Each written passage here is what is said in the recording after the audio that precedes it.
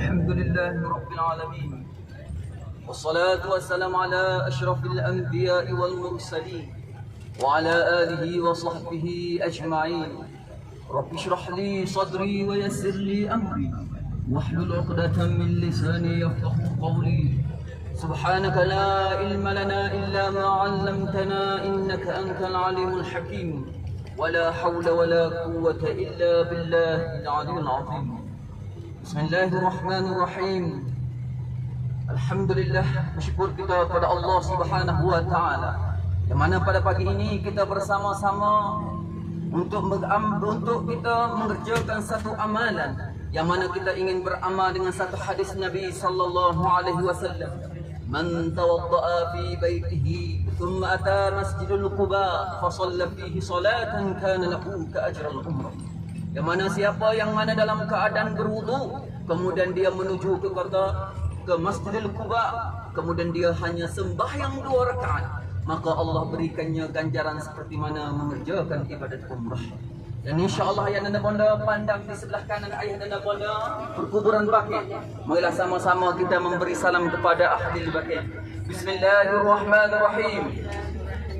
Assalamualaikum. Assalamualaikum. Dara qaumil mu'minin.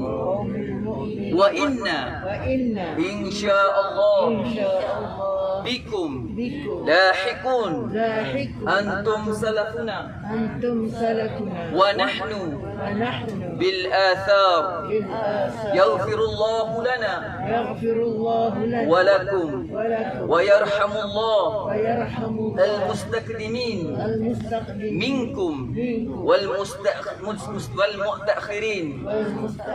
Allahumma اغفر لأهل البقيع الغرقد. Ayah dan bunda, inilah lafaz salam yang mana yang diajarkan oleh para ulama saat mana mereka akan melalui ataupun memasuki kota ataupun di dalam perkuburan Baqi'. Yang mana alhamdulillah kita lalu saat ini di perkuburan Baqi', di antara kubur ahli syurga. Yang mana kata ulama 3 perkuburan yang mana sekiranya kita dimakamkan di situ, maka kita di antara kalangan-kalangan ahli syurga. Yang pertamanya di Madinah adalah perkuburan Baqi'. Yang keduanya adalah Syubaikah, di mana? Di Mekah. Dan yang ketiganya adalah perkuburan Ma'la juga di Mekah. Di sinilah ayah dan bonda di Baqi' inilah tersimpannya jasad-jasad ahli syahid dan sahabat-sahabat Nabi yang kebanyakan ulama dikira sebanyak 10,000 di kalangan sahabat yang dimakamkan di sini. Dan sekiranya kalaulah andai kata Allah memberi rezeki di antara rezeki yang paling nikmat yang mana kita dimatikan di sini contohnya, maka kita dimakamkan di Baqi', maka insya-Allah kita akan menjadi ahli syurga. Kerana kena banyak berdoa dengan Allah Subhanahu wa taala. Seperti mana doa Sayyidina Umar Al-Khattab kepada Allah Subhanahu wa taala. Allahumma rzuqni syahadatan fi sabilik, katanya Sayyidina Umar, ya Allah, matikanlah aku ni pada jalan Allah, waj'alni mauti fi biladi rasulih, dan matikanlah aku di bumi Rasulullah sallallahu alaihi wasallam. Kata Sayyid Alawi, dia kata macam mana?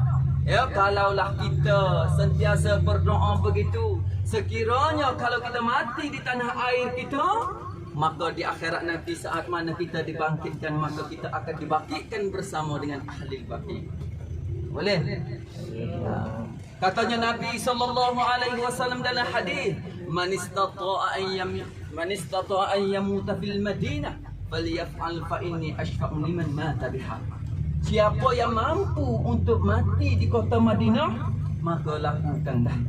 Kerana sekiranya dia wafat di sini, mati di kota Madinah, maka di akhirat nanti Nabi kita akan memberi syafaat kepadanya. Sebab itulah Imam Malik rahimahullahu ta'ala yang mana dimakamkan di sisi perkuburan gurunya Nafi', yang mana dia tidak pernah keluar daripada tanah Madinah. Kerana apa? Kerana biar dia mati di dalam tanah haram Madinah. Dan alhamdulillah sekarang ini Imam Malik juga dimakamkan di mana? Di dalam perkuburan Baqi'. Dan insya-Allah bagi jemaah yang laki-laki khususnya yang mana yang ingin pergi menziarah di perkuburan Baqi', besok insya-Allah mungkin dalam pukul 4:30 pagi kita berkumpul di lobi hotel. Ustaz akan bawa ziarah masuk ke dalam perkuburan Baqi'. Ustaz akan tunjuk di manakah kubur Sayyidina Uthman, di manakah kubur Ibrahim, anak Nabi kita yang lahir daripada seorang wanita Qibtiyah yang bernama Maryam Qibtiyah. Demi Ustaz akan bawa juga di mana Sa'id bin Waqqas, di manakah kubur isteri-isteri Ummatul Mukminin yang dimakamkan. Semuanya ada di perkuburan Baqi'. Dan insya-Allah ayah dan bunda, saat mana semalam kita sudah pergi menziarahi Rasulullah sallallahu alaihi wasallam, kerana mana? Kerana kita nak menghilangkan khilaf yang ada di sisi kita, yang mana setengah mengatakan wajib untuk kita menziarahi Rasulullah sallallahu alaihi wasallam, yang berdalilkan dengan ayat Al-Quran, wa ma arsalna min rasulin illa liyuta'a bi idznillah walau annahum idh zalamu anfusahum ja'uka fastaghfirullah wastaghfara lahumur rasul lawajadullaha tawwabar rahima. Dan juga berdalilkan dengan hadis Nabi sallallahu alaihi wasallam, man hajja falam yazurni faqad jafani, kata Nabi. Siapa yang melaksanakan ibadat haji tetapi tidak datang menziarahi aku, maka sungguhnya dia itu membenci ia. Itu adalah Nabi. Dan ada khilaf di kalangan ulama mengatakan ia adalah hadis sahih ataupun hadis dhaif. Ala kulli hanya ayah dan bunda, semuanya sudah kita lakukan. Dan pada pagi ini juga kita nak beramal dengan hadis Nabi sallallahu alaihi wasallam, man tawaddaa fi baitihi summa ata masjidil Quba fa shalla fihi salatan kana lahu ka ajrul umrah. Yang mana siapa yang dalam keadaan wudu kemudian pergi ke Masjidil Quba hanya sembahyang 2 rakaat, maka Allah ganjarkan pahalanya seperti mengerjakan ibadat umrah. Ya, alhamdulillah. Dan juga sudah pun kita beramal dengan kita pergi sembahyang di Masjid Nabawi. Salatun fi masjid haza afdalu min alfi salatin fi ma siwa, kata Nabi, illa al-masjidil haram. Siapa yang solat di masjid ini, maka Allah ganjarkannya 1000 ganjaran, melainkan Masjidil Haram.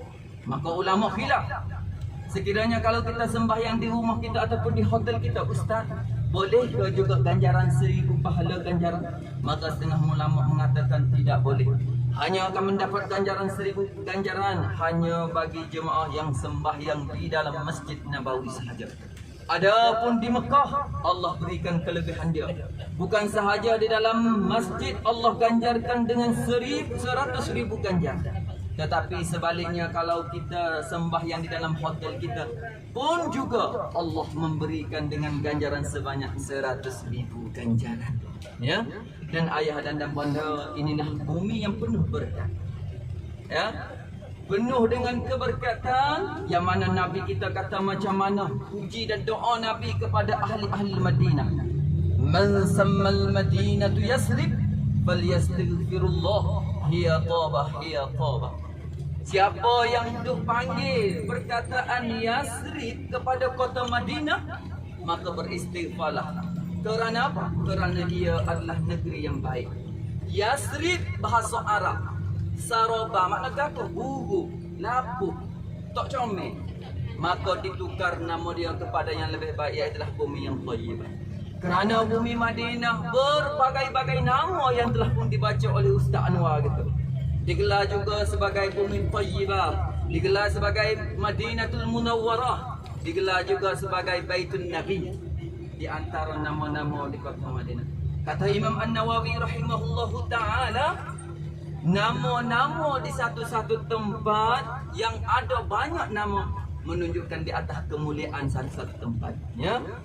Dan juga di sinilah ayah dan bunda, pernah Nabi kita menggunakan tanah Madinah ini untuk mengubati penyakit panas, demam panas kepada sahabatnya. Kalau kita di antara kalangan kita mungkin yang nak jadi terbomo, ataupun mungkin sudah ada pernah panas bomo, boleh ambil kata-kata Nabi ini. Kata-kata Nabi, Nabi menggenggam tanah Madinah, Nabi kita baca satu ayat. Ini boleh hafal sebab daripada lafaz daripada lidah Rasulullah. Bismillahirrahmanirrahim ardina biriqati ba'dina yushfa sakimuna biizni rabbina. Ya. Bismillahirrahmanirrahim ardina, dengan setengah daripada tanah kami. Biriqati ba'dina, setengah daripada aili-aili kami. Wa turbatu ardina bismillahirrahmanirrahim ardina biriqati ba'dina, yushfa sakimuna, dan juga menjadi penawar bagi segala penyakit dengan biizni rabbina, dengan izin Allah Subhanahu wa ta'ala. Ya, ini adalah lafaz doa daripada Nabi sallallahu alaihi wasallam. Baiklah ayah dan bonda, kita pun sudah sampai di Masjid Quba. Apa yang penting ayah dan bonda, apa yang kita nak dilakukan di sini ayah dan bonda? Yang pertamanya ayah dan bonda, apabila turun daripada bas, yang pertamanya kalau boleh ambil gambar bas, boleh? Ambil gambar bas, tengok bas nombor 2. Di sini banyak berlaku jemaah kita terpaksa kita menunggu 2 jam jemaah. Kerana apa? Satunya bila masuk pintu hadapan, dia keluar pintu belakang. Dan satu lagi jemaah kita yang naik bas orang lain, tak khabar kepada ustaz. Ingat ya, yang mana kita turun nanti, ambil gambar bas dan ustaz akan bagi masa selama mana yang kita akan duduk di Masjid Quba.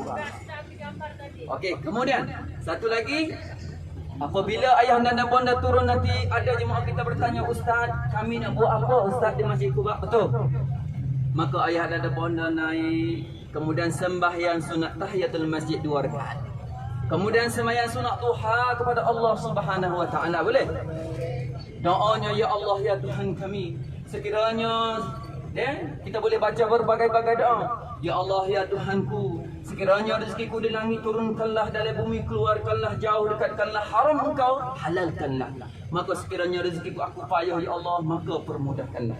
Dan doa juga kepada ahli keluarga kita di tanah air. Dan juga di sini juga ustaz minta doa daripada ayah dan bonda untuk kepada ustaz. Ya, doa juga, ya Allah ya Tuhan kami, tambahkanlah kesihatan kepada Ustaz Abdullah Fahmi. Boleh? Ya Allah ya Tuhan kami, murahkanlah rezeki Ustaz Abdullah Fahmi. Ya Allah ya Tuhan kami, jadikanlah Ustaz Abdullah Fahmi menantuku.